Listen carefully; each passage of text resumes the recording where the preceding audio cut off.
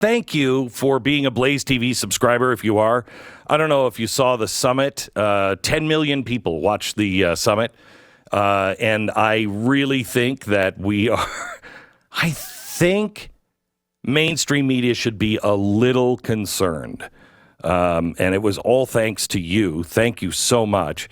This is why I started the Blaze, to have a place where people could go and it would be an alternative to the mainstream media. As I told Tucker, he's like, yeah, you were the first to do this, weren't you? And I said, dude, I had to tell the listeners, okay, there's a lot of buffering going on. And he said, buffering? What's buffering? And I said, yeah, that's how long ago it was. But now, it was a game changer. Did you watch it at all, Pat? I know you were on the air and saw some of it. Holy cow! Yeah, really. That good. Was. Have you ever seen? Did you see the Asa Hutchinson? Oh my gosh, we played some of that this morning.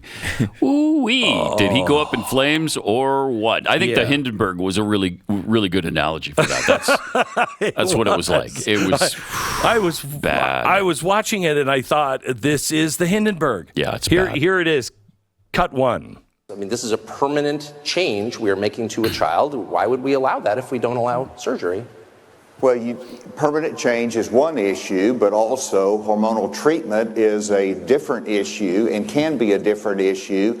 And whenever you look at the bill that I vetoed, there was not any grandfather clause in there. Again, I respect legislators that have a different view, but I think independently, I think of the parents, I think of the Constitution, and actually the court, if you read the decision of the federal judge that struck it down as unconstitutional, really sided with parents as well. But how is it treatment? I guess that's my question. If you have a child who's born a boy, I want to become a girl, he hasn't gone through puberty yet, he's say 10.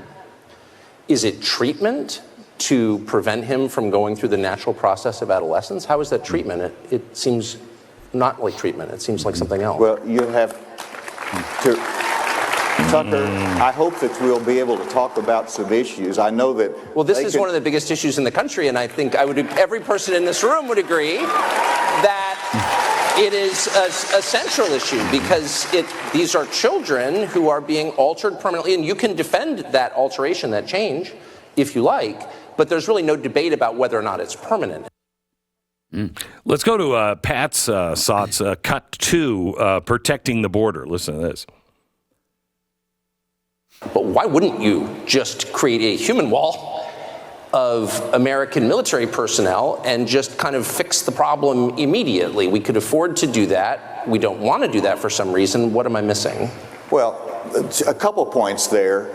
First of all, the military is always an option that might be needed at some point. But I want to be able to fix it without having to. How about when 7 million people come in? Is that the point? I would like to be able to do it without using the military for a couple of reasons. First of all, we want to show strength with China and making sure we have a military presence in the Philippines. We want to make sure that we show strength in Europe and that we're able to maintain a military that has a global presence. And so the military has a lot of responsibilities. Secondly, the military... May I ask you to pause? Are those responsibilities more important than protecting our own borders? I'm going to finish my answer first. The second reason is the military is trained to kill people. And they're not trained in traditional law enforcement responsibilities. So it's a different mission. We utilize the National Guard, but our regular military, I hope we don't have to use in the border, that we can solve the problem without that. Now go ahead.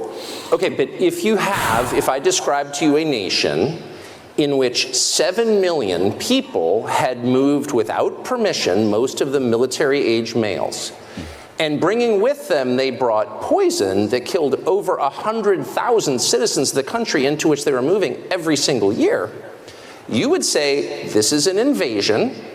This is not only a challenge to a sovereignty, this is proof that sovereignty doesn't exist. You don't control your country. It's not really your country. And you would say that's an emergency. In fact, you might even say that's worse than what's happening in Ukraine right now from an American perspective. And so if that doesn't meet the definition of an emergency with which you'd use the U.S. military to respond, then what does? What's happening in the Philippines? I mean, I'm not mocking you, but what is happening in the Philippines that's more important than that? Well, the Philippines is close to Taiwan, and so that sends a signal, of course, that fact that we have our bases there, that if we have the right personnel, the right equipment there, then we send a signal to China, don't touch the freedom of Taiwan. And I think that's important. Whoa.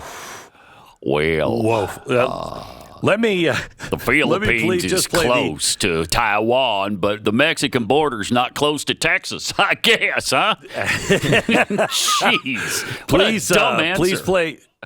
please play the cut where I describe it as the Hindenburg. Right out of this, I said this. It bursts into flames. Get it started. It's fighting, and it's crashing terrible. Oh my, get out of the way, please. It's bursting into flames, and it's falling on the morning fast, and all the folks between it. This is terrible. This is one of the worst catastrophes in the world. Oh, it's 400 or 500 feet into the sky, and it's a terrific crash, ladies and gentlemen. The smoke and the flames now, and the flame is crashing to the ground, not quite to the mooring mast. Oh, the humanity. Is it too soon? It's too soon. That is no, it's not. That's exactly what I said after he made that statement. Oh, the humanity. That happened with Mike Pence as well. Yeah, Pence was not good. Which cut do you have, Stu or Pat, for the Mike Pence? I don't have my sheet in front of me, but okay. Do you have it? You have it, Stu? I think I do here Hang somewhere. on. Stu will Our find it. economy has degraded. Here it is. The suicide rate has jumped. Public filth and disorder and crime have exponentially increased. And yet, your concern is that the Ukrainians, a country most people can't find on a map, who've received tens of billions of U.S. tax dollars, don't have enough tanks. I think it's a fair question to ask, where's the concern for the United States in that? Well, it's not my concern. What? Tucker, I've heard that routine from you before, but that's not my concern. Wow. I'm running for president of the United States because I think this country's in a lot of trouble. I think Joe Biden has weakened America at home and abroad. And as president of the United States, we're going to restore law and order in our cities. We're going to secure our border. We're going to get this economy moving again. And we're going to make sure that we have men and women on our courts at every level that will stand for the right to life and defend all the God-given liberties enshrined in our Constitution. Anybody that says that we can't be the leader of the free world and solve our problems at home has a pretty small view of the greatest nation on earth. We can do both. And as President of the United States, we will secure our border, we will support our military, we will revive our economy and stand by our values, and we will also lead the world for freedom. That was one interesting moment because that was kind of the most viral moment maybe of the entire weekend. And it's hard to tell what he was going for there when he said it was not my concern, because he kind of says right after that he is going. I am going to work on the border. I am going to work on cities. I don't know what he was saying. Maybe it was like, I'm not concerned with what you're saying, or I'm not concerned that we can't do both at the same time. All I know is it was a really bad, political soundbite. He also was booed. Yeah, he was booed on stage. That is something I have not heard, especially in Iowa. The Iowa people are, it's like you take, if you take the people from Salt Lake City in Iowa and they have children, you get someone more polite than Jesus. Yeah, I was really impressed with the crowd, actually, because I don't know, my impression of these political moments recently has been a lot of booing and jeering and cheering and they weren't like that at all. Which is great. And even the moment you're talking about was a groan. Maybe it certainly wasn't the boos that we've seen at other political events.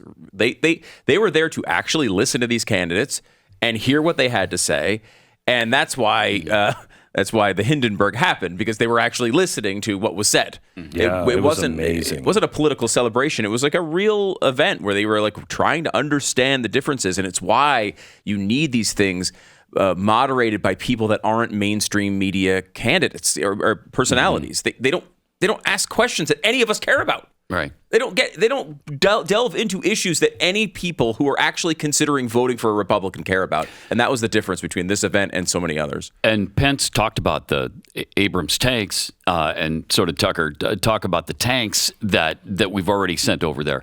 We're now It's being reported we've already sent them F-16s that they're being trained on, and that they're just getting to the point now where they can start to use them. And apparently in August or September, they start to roll out the F-16s that we've sent them. That's unbelievable if that's true. Mike Lee, I'm trying to get him on today. I checked my email this morning, and he had emailed me several times like, we got to talk about the war thing. I think maybe we need to invoke the War Powers Act. He is very concerned that we are just checking the boxes on our way to Third World War. And I think he's right.